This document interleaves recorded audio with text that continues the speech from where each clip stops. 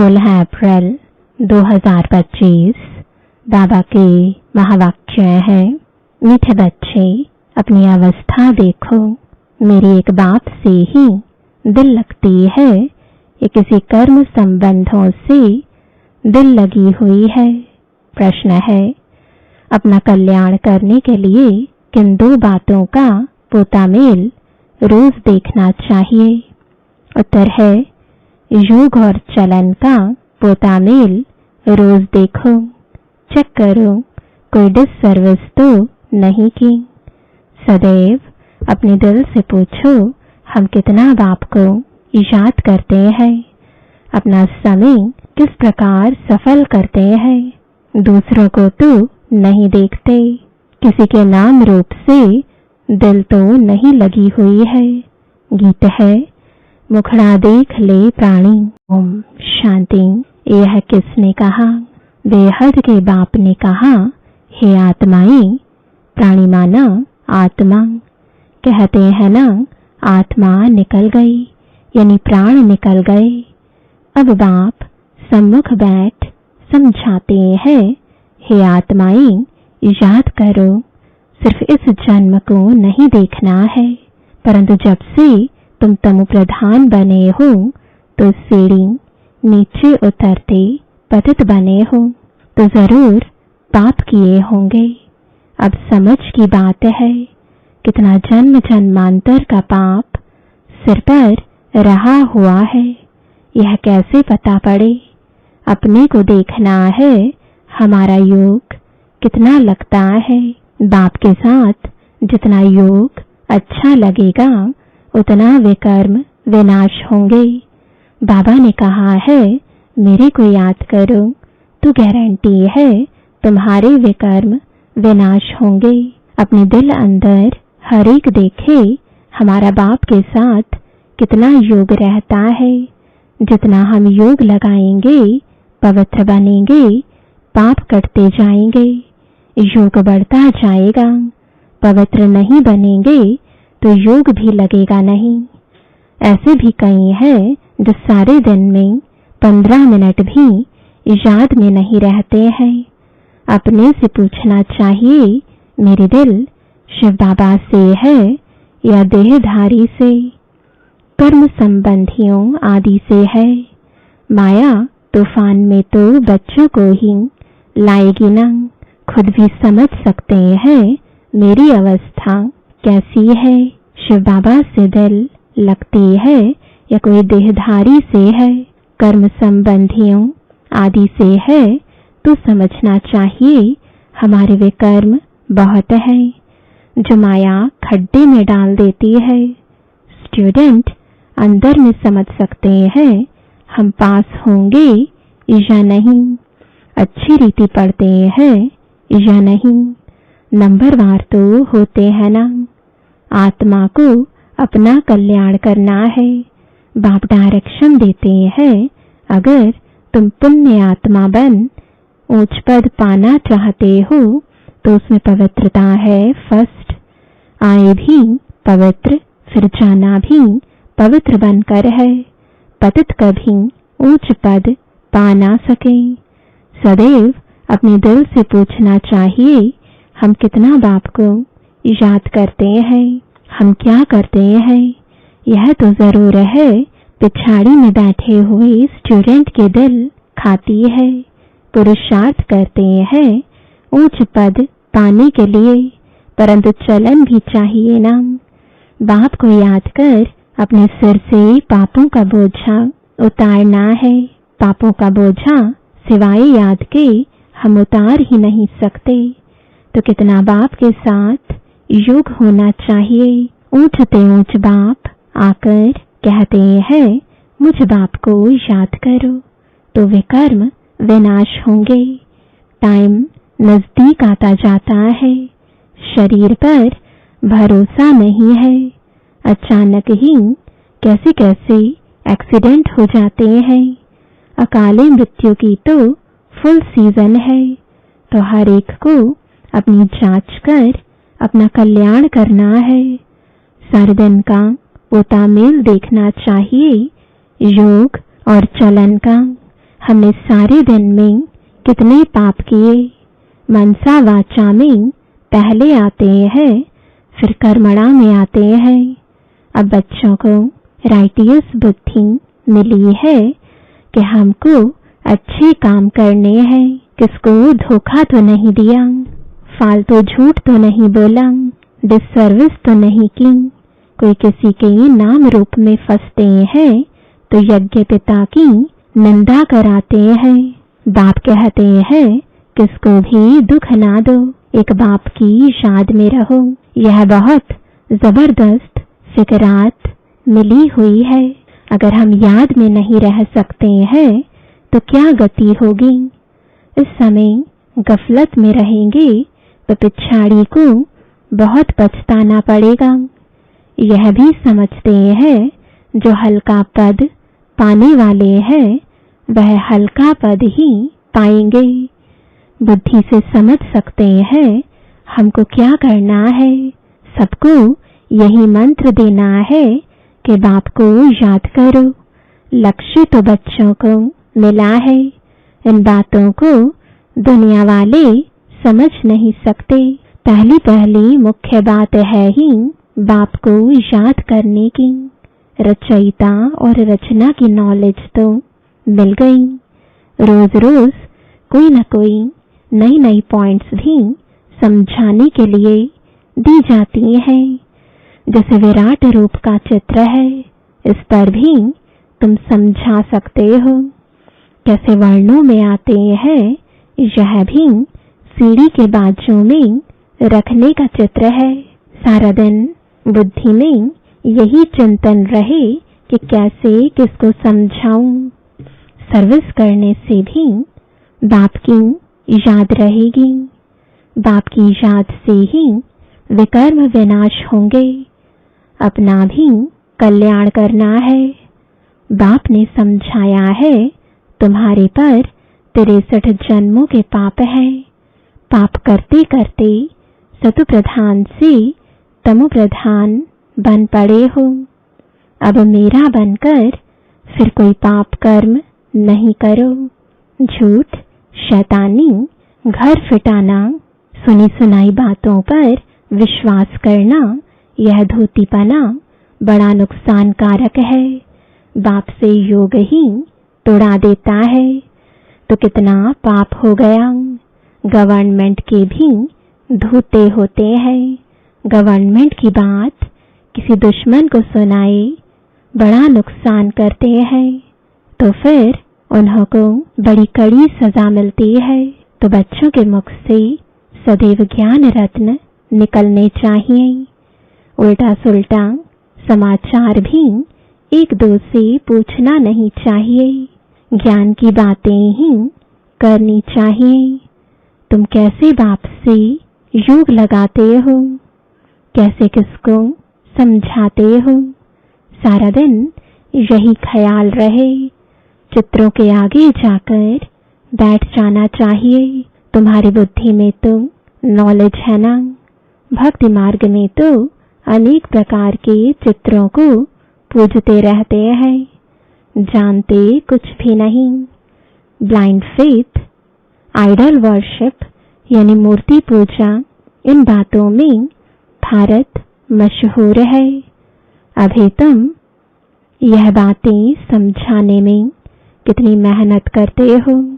प्रदर्शनी में कितने मनुष्य आते हैं, भिन्न भिन्न प्रकार के होते हैं। कोई तो समझते हैं यह देखने समझने योग्य है, देख लेंगे, फिर सेंटर पर कभी नहीं जाते।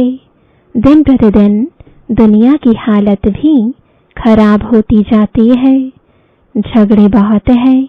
विलायत में क्या क्या हो रहा है बात मत पूछो। कितने मनुष्य मरते हैं। तम प्रधान दुनिया है ना। भल कहते हैं बॉम्ब्स नहीं बनाने चाहिए, परंतु वह कहते तुम्हारे पास ढेर रखे हैं तो फिर हम क्यों न बनाएं। नहीं तो गुलाम होकर रहना पड़े।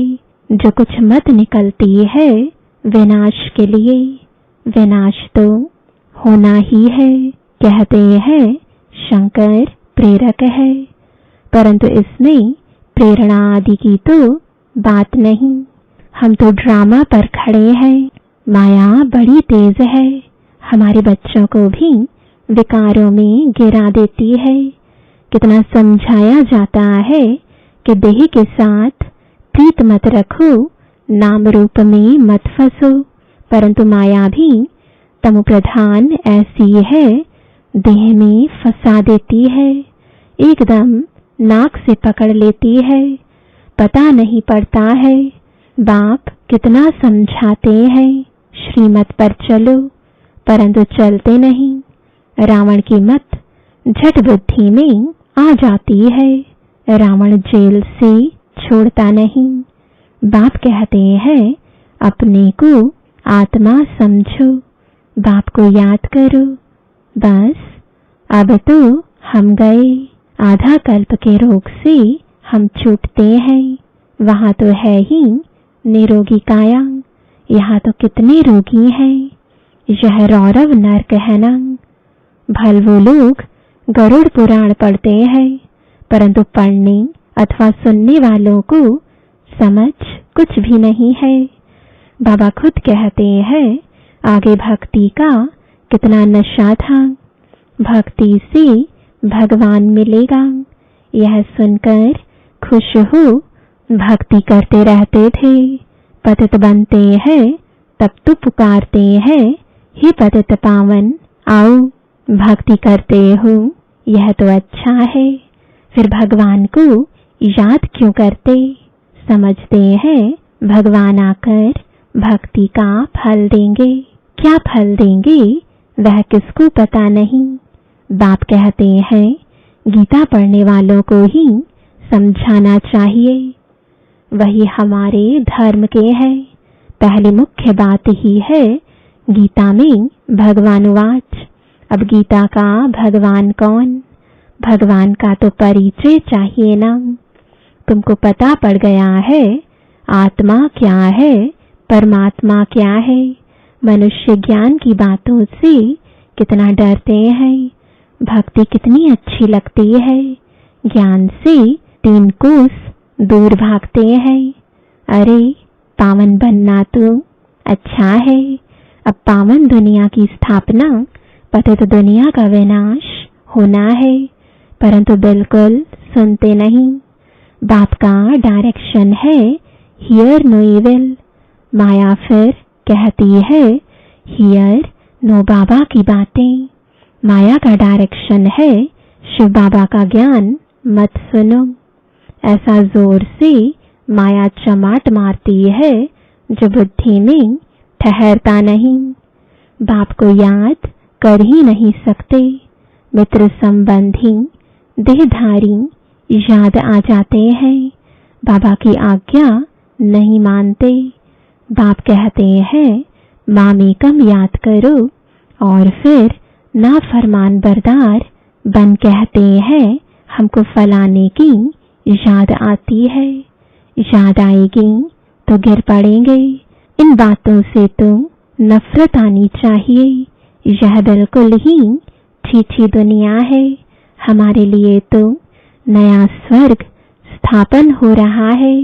तुम बच्चों को बाप का और सृष्टि चक्र का परिचय मिला है तो उस पढ़ाई में ही लग जाना चाहिए।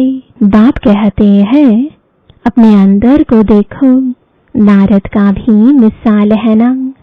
तो बाप भी कहते हैं अपने को देखो। हम बाप को याद करते हैं, याद से ही पाप भस्म होंगे। कोई भी हालत में याद शिव बाबा को करना है और कोई से लव नहीं रखना है। अंत में शिव बाबा की याद हो तब प्राण तन से निकले। शिव बाबा की याद हो और स्वदर्शन चक्र का ज्ञान हो। स्वदर्शन चक्रधारी कौन है यह भी किसको पता थोड़े ही है। ब्राह्मणों को भी यह नॉलेज किसने दी? ब्राह्मणों को यह स्वदर्शन चक्रधारी कौन बनाते हैं? परमपिता परमात्मा बिंदी। तो क्या वह भी स्वदर्शन चक्रधारी है। हाँ, पहले तो वह है, नहीं तो हम ब्राह्मणों को कौन बनाए। सारी रचना के आदि मध्य अंत का नॉलेज उसमें है। तुम्हारी आत्मा भी बनती है, वह भी आत्मा है। भक्ति मार्ग में विष्णु को चक्रधारी बना दिया है। हम कहते हैं परमात्मा त्रिकालदर्शी, त्रिमूर्ति, त्रिनेत्रीय है। वह हमको स्वदर्शन चक्रधारी बनाते हैं। वह भी जरूर मनुष्य तन में आकर सुनाएंगे।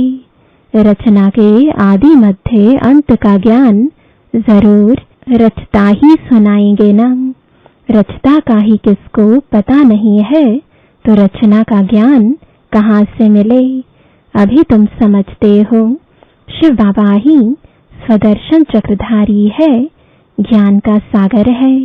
वह जानते हैं हम कैसे इस 84 के चक्र में आते हैं। खुद तो पुनर्जन्म लेते नहीं, उनको नॉलेज है जो हमको सुनाते हैं। तो पहले पहले तो शिव बाबा स्वदर्शन चक्रधारी ठहरा। शिव बाबा ही हमको स्वदर्शन चक्रधारी बनाते हैं, पावन बनाते हैं, क्योंकि पतित पावन वह है, रचता भी वह है। बाप बच्चे के जीवन को जानते हैं ना। शिव बाबा ब्रह्मा द्वारा स्थापना कराते हैं, करन करावन हार है ना। तुम भी सीखो, सिखलाओ। बाप पढ़ाते हैं, फिर कहते हैं औरों को भी पढ़ाओ। तो शिव बाबा ही तुमको स्वदर्शन चक्रधारी बनाते हैं। कहते हैं मुझे सृष्टि चक्र का नॉलेज है, तब तो सुनाता हूँ। तो 84 जन्म कैसे लेते हो, यह 84 जन्मों की कहानी बुद्धि में रहनी चाहिए। यह बुद्धि में रहे तो भी चक्रवर्ती राजा बन सकते हैं। यह है ज्ञान। बाकी योग से ही पाप कटते हैं। सारे दिन का पोता मेल निकालो, याद ही नहीं करेंगे तो पोता मेल भी क्या निकालेंगे। सारे दिन में क्या क्या किया यह तो याद रहता है ना। ऐसे भी मनुष्य है अपना पोता मेल निकालते हैं। कितने शास्त्र पढ़े, कितना पुण्य किया, तुम तो कहेंगे कितना समय याद किया, कितना खुशी में आकर बाप का परिचय दिया। बाप द्वारा जो पॉइंट्स मिली है उनका घड़ी घड़ी मंथन करो। जो ज्ञान मिला है उसे बुद्धि में याद करो। रोज मुरली पढ़ो, यह भी बहुत अच्छा है। मुरली में जो पॉइंट्स हैं उनको घड़ी घड़ी मंथन करना चाहिए। यहाँ रहने वालों से भी बाहर विलायत में रहने वाले जास्ती याद में रहते हैं। कितनी बांधेलियां हैं, बाबा को कभी देखा भी नहीं है, याद कितना करती हैं। नशा चढ़ा रहता है, घर बैठे साक्षात्कार होता है या अनायास सुनते सुनते निश्चय हो जाता है। तो बाप कहते हैं अंदर में अपनी जांच करते रहो कि हम कितना ऊंच पद पाएंगे। हमारी चलन कैसी है, कोई खान पान की लालच तो नहीं है, कोई आदत नहीं रहनी चाहिए। मूल बात है अव्यभिचारी, याद में रहना। दिल से पूछो हम किसको याद करता हूँ, कितना समय दूसरों को याद करता हूँ। नॉलेज भी धारण करनी है, पाप भी काटने हैं। कोई कोई ने ऐसे पाप किए हैं जो बात मत पूछो। भगवान कहते हैं यह करो, परंतु कह देते हैं परवश है, अर्थात माया के वश है। अच्छा, माया के वश ही रहो। तुम्हें या तो श्रीमत पर चलना है या तो अपनी मत पर। देखना है इस हालत में हम कहाँ तक पास होंगे, क्या पद पाएंगे। 21 जन्म का घाटा पड़ जाता है। जब कर्मातीत अवस्था हो जाएगी तो तो फिर देह अभिमान का नाम नहीं रहेगा। इसलिए कहा जाता है देही अभिमानी बनो। अच्छा, मीठे मीठे सिकिलदे बच्चों प्रति माता पिता बाप दादा का इजाद प्यार और गुड मॉर्निंग। रूहानी बाप की रूहानी बच्चों को नमस्ते, रूहानी बच्चों की रूहानी बाप दादा को गुड मॉर्निंग और नमस्ते। धारणा के लिए मुख्य सार है, पहला, कोई भी कर्तव्य ऐसा नहीं करना है जिससे यज्ञ पिता की निंदा हो। बाप द्वारा जो राइटियस बुद्धि मिली है उस बुद्धि से अच्छे कर्म करने हैं, किसी को भी दुख नहीं देना है। दूसरा, एक दो से उल्टा सुल्टा समाचार नहीं पूछना है, आपस में ज्ञान की ही बातें करनी है। झूठ, शैतानी, घर फिटाने वाली बातें यह सब छोड़ मुख से सदैव रत्न निकालने हैं। ईविल बातें न सुननी है न सुनानी है। वरदान है, 5 विकार रूपी दुश्मन को परिवर्तित कर सहयोगी बनाने वाले माया जीत जगत जीत भव। विजयी दुश्मन का रूप परिवर्तन जरूर करता है, तो आप विकारों रूपी दुश्मन को परिवर्तित कर सहयोगी स्वरूप बना दो, जिससे वे सदा आपको सलाम करते रहेंगे। काम विकार को शुभ कामना के रूप में, क्रोध को रूहानी खुमारी के रूप में, लोभ को अनासक्त वृत्ति के रूप में, मोह को स्नेह के रूप में और देह अभिमान को स्वाभिमान के रूप में परिवर्तित कर दो, तो माया जीत जगत जीत बन जाएंगे।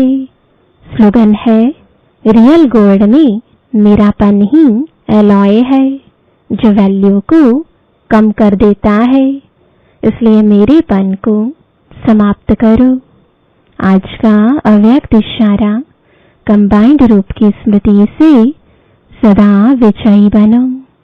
कभी कोई कार्य में या सेवा में जब अकेले अनुभव करते हो तब थक जाते हो, फिर 2 भुजा वालों को साथी बना लेते हो, 1000 भुजा वाले को भूल जाते हो। जब 1000 भुजा वाला अपना परम धाम घर छोड़कर आपको साथ देने के लिए आया है, तो उसे अपने साथ कंबाइंड क्यों नहीं रखते। सदा बुद्धि से कंबाइंड रहो तो सहयोग मिलता रहेगा। ओम शांति।